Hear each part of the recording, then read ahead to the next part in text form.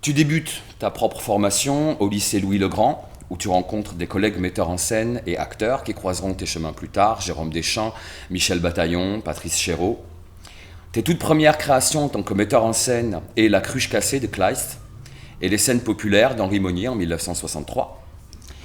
Avec Jean Jourdeuil, avec qui tu collabores étroitement depuis 1968, vous travaillez au Théâtre national populaire de Paris, le Grenier de Toulouse, le Théâtre de Sartrouville, celui de Gennevilliers, le Théâtre de Bourgogne et, in fine, le TNS, dont tu prendras la direction.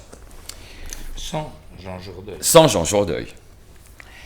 Au sein de ce dernier, vous vous lancez en tant que collectif d'artistes, avec La Noce chez les petits bourgeois, dans l'écriture de Brecht, un auteur qui t'accompagnera tout au long de ton parcours.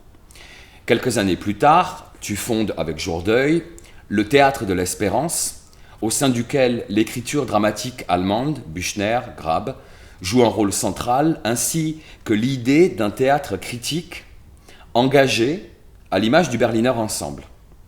Tu dis souvent... À l'image de la Schaubühne. De la Schaubühne.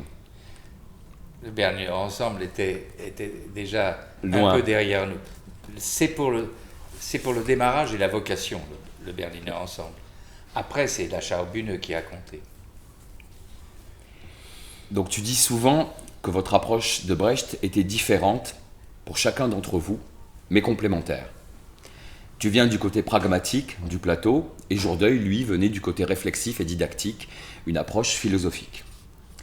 Quand l'évolution réelle de l'Union soviétique atteint à la vision optimiste des idéologies communistes, le théâtre de Brecht se voit interrogé et la collaboration au sein du Théâtre de l'Espérance se dissout au milieu des années 70. Jourdeuil se tourne vers l'héritier de Brecht, à savoir Heiner Müller, et tu rentres dans l'institution en prenant en 1975 la direction du TNS. Ce dernier permet d'expérimenter des formes réalistes, voire documentaires.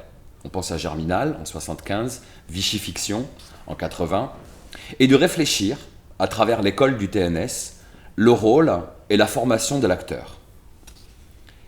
À la demande de Jacques Lang, tu es nommé en 1982 administrateur du français.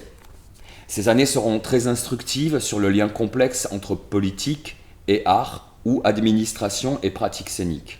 Et sur la vilainie humaine.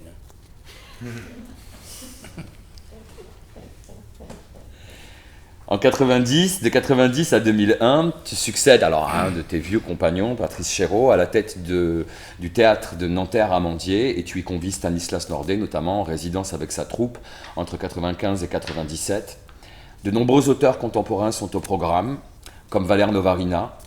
Avec Bernard Chartreux et Studio Libre, vous créez en 2002 Les Prétendants de Jean-Luc Lagarce, Les 11 débardeurs d'Édouard Bond en 2003, et L'éclipse du 11 août de Bruno Bayen en 2006.